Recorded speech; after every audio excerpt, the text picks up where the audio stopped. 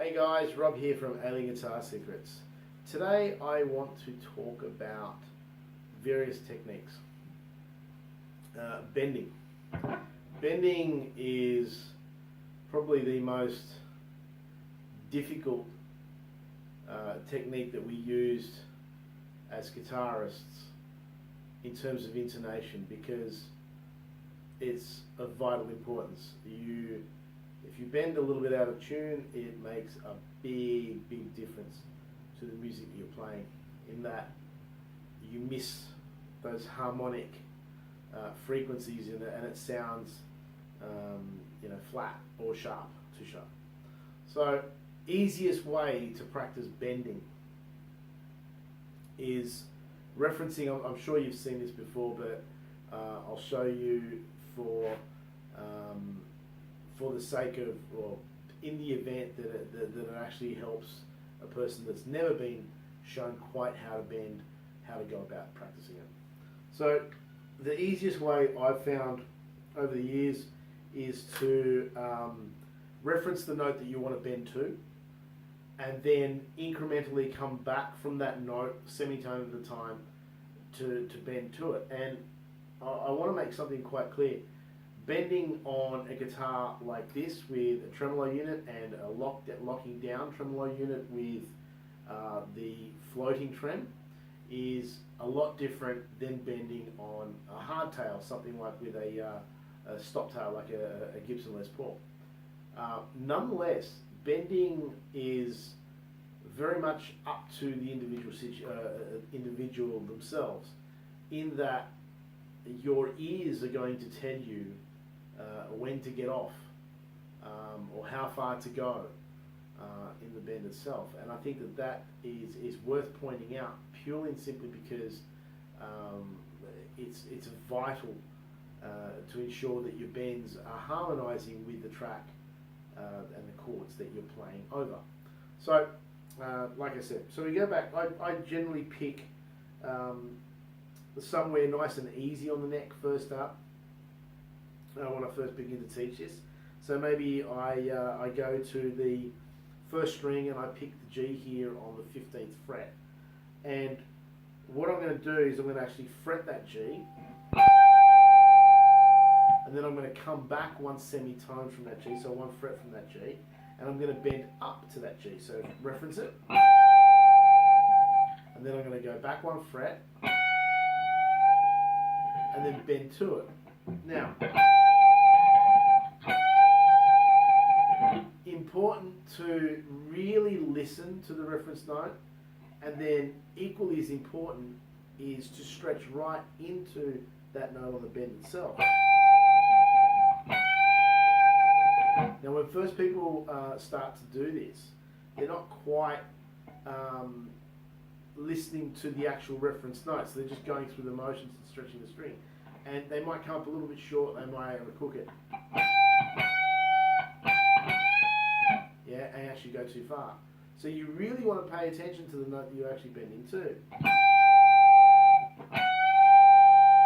and then allow that note to sustain. Now, first, do it without some vibrato on the bend,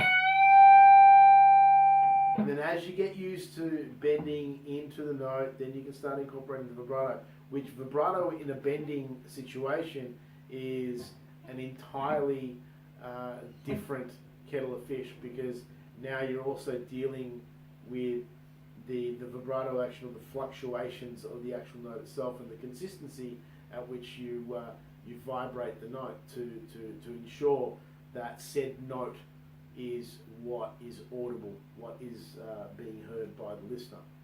So, but we can talk about that in a second. So by going back one semitone, we bend into the note.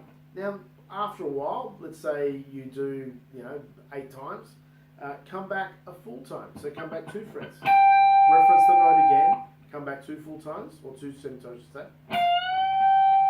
and then again bend up.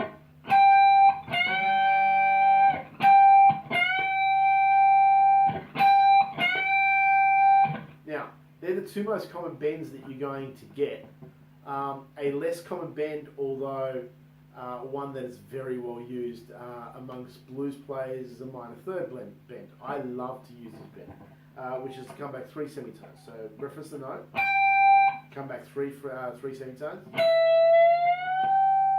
and this one gets that that Led Zeppelin, Gary Moore kind of, I shouldn't just say Led Zeppelin, Jimmy Page, Gary Moore kind of bending action, where you really just kind of like yank on the string and really go to town with it.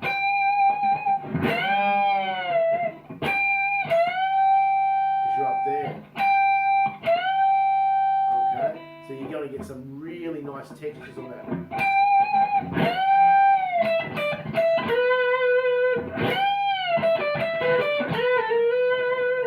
It's a really nice minor third. Now you can go for a major third, which is far less common, but nonetheless used every now and then. Now you heard me grabbing a double then. That's almost a la Stevie Ray Vaughan. So even stuff like that can sound rather interesting.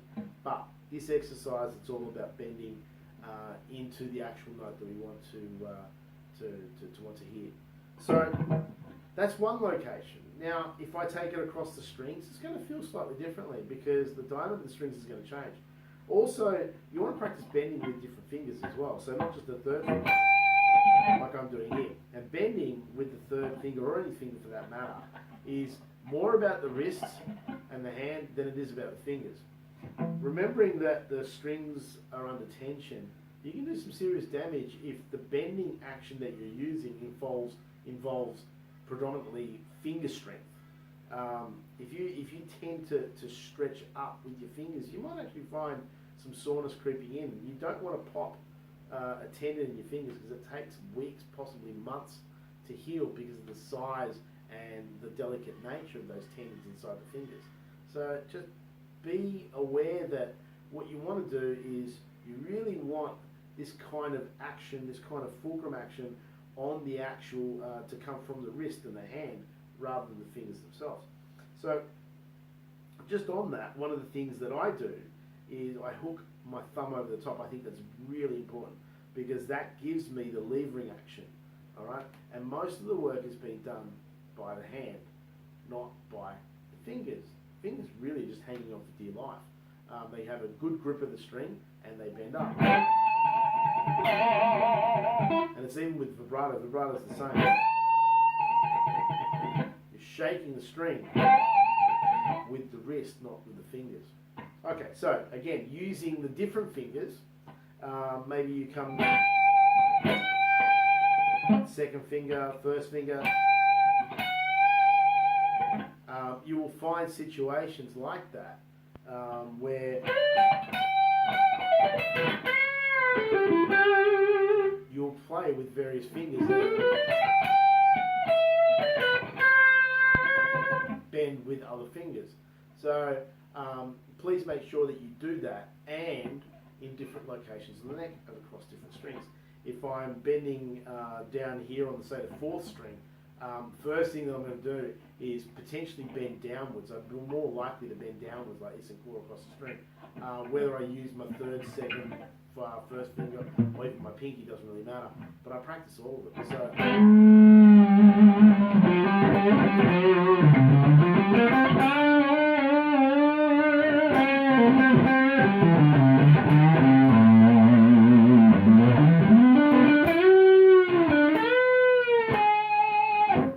So those sorts of exercises come in really handy. Now, the style of bend is unique to the individual, but it's incredibly important, again, to come up with various applications of the same thing, because you'll find them in different musical situations. So if you look at a bend and you try and analyze it from a visual perspective, it would be a curvature, an ascending curve, almost like an S-curve, and then a release, potentially. Or it might be an S-curve and you just kill at the top. But the steepness of that the curve is determined by the player themselves according to the musical situation. So you might have something that is a drawn out bend where it might go for a number of bars, or maybe even go for just one bar and multiple beats, and you really want to stretch that bend out. So you have something like so it's a slow curve up into that second bar, and then you vibrate the note.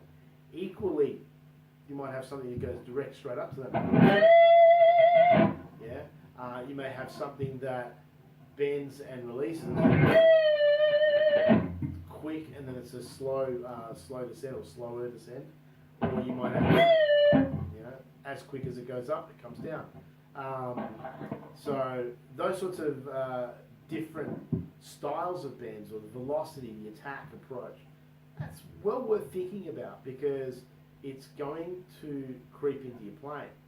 I know that when I teach a lot of my adult students that have been playing either for a number of years and they're looking to expand upon their knowledge and advance their playing to the next level, or they may even be people that haven't played the guitar since their teens and they've picked it up at a later point in their life and they're rediscovering the instrument. I find that the most common trait is that there is not a real a great deal of thought that goes into the type of bending, equally with the type of vibrato. I find that people tend to just go about their business in the same way, day in, day out, month in, month out, year in, year out. They bend the same way. They're very predictable. They'll bend on certain beats. They will use very much the same type of bend each and every time without considering the musical situation. Along with vibrato, they will vibrate the note exactly the same way all the time. And one of the things that I try and get through to them is that it's a very unique situation. It is the equivalent, for us guitar players, it is the equivalent of singing. And singing being that you're enunciating words in your own style, and you're trying to communicate emotion through those words that you're singing. Guitar is almost identical, but without the words. And yet, when you listen to some of the greatest guitar players, they feel like they're singing to you. And that is the allure. So, by thinking of things like bending, how you bend, where you bend, harmonization, the vocal quality of bending, and vibrato for that matter, that is very unique to the person. So if you do think about it, you'll most definitely forge your own style of bending that is suitable across all. Excuse me, that's the penny dropping in this place. Every time I drop a pick in here, or one of my students drops a pick, it is called the penny dropping. So it's time to pay attention. It's incredibly important that you take notice of how you bend and really be thoughtful throughout that process. That it should come from the inside out, not from the outside in. It's not just a mere technique.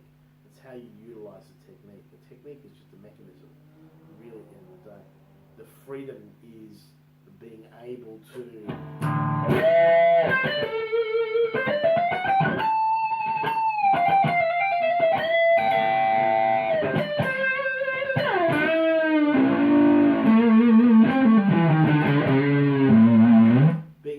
communicate those types of bends in your own unique way.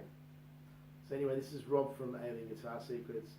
I hope that has helped your bending, and to a less degree, maybe your idea of bending and vibrato.